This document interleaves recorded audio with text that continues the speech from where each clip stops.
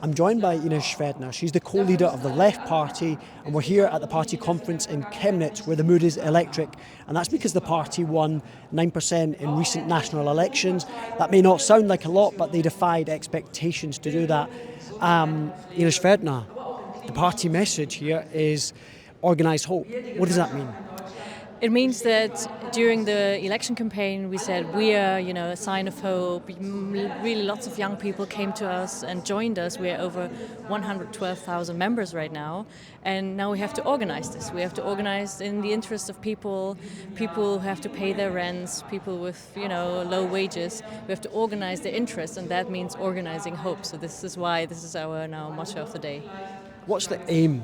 Where do you see the party going in the future? How can it turn this support into action? I mean, now we're really strong in Parliament as a strong opposition party, and we want the government to, not to be afraid of us, but at least to take us seriously when it comes to all social interests. And in order to actually gain much more power, we need to focus on, being there in the neighborhoods, in the cities, in the districts where people really need us right now.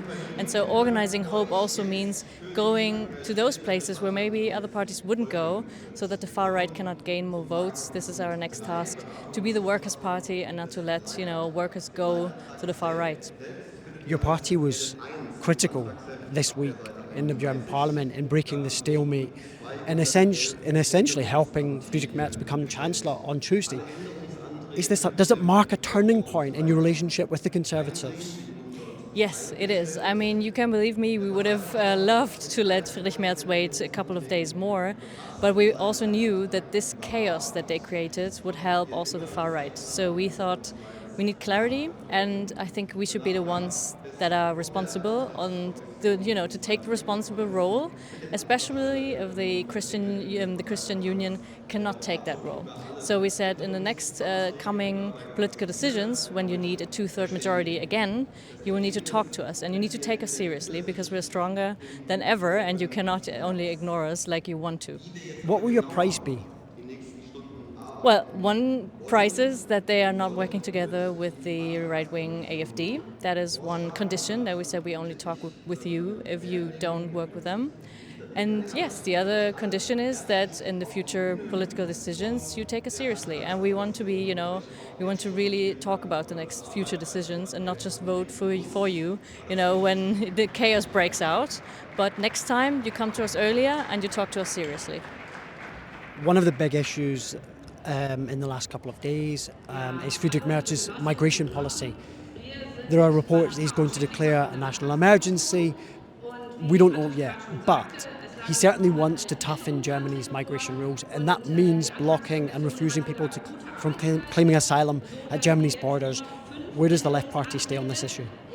I mean, this is first of all against all human decency, but it's also against international and European law.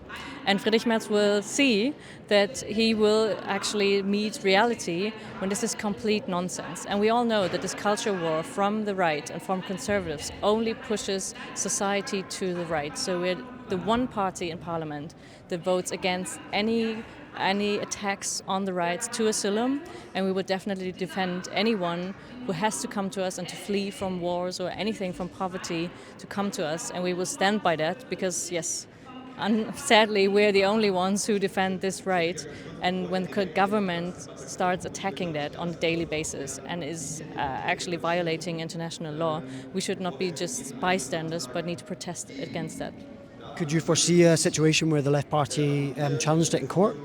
Yes, definitely. We will actually use every path that we can take, one on the judicial level, but also on the social level, when it comes to talking to social movements and NGOs and people who are protesting against this. I think we need to defend the rights of asylum seekers, migrants, against this in every way possible. It's been an issue that has dominated the newspapers, the media, the campaign. There's a feeling that something needs to be done with this issue. Do you appreciate that sentiment?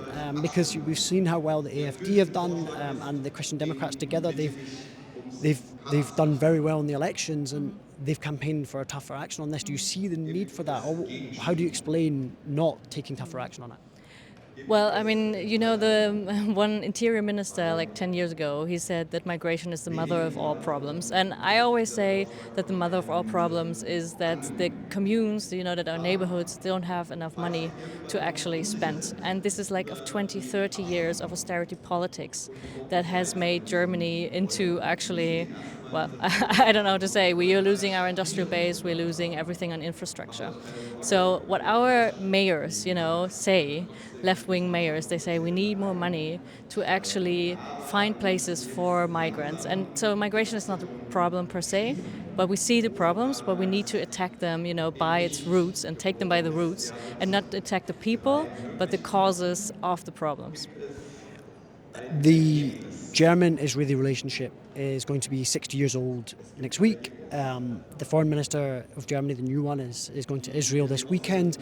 What do you expect from the new German government regarding the German-Israeli relationship?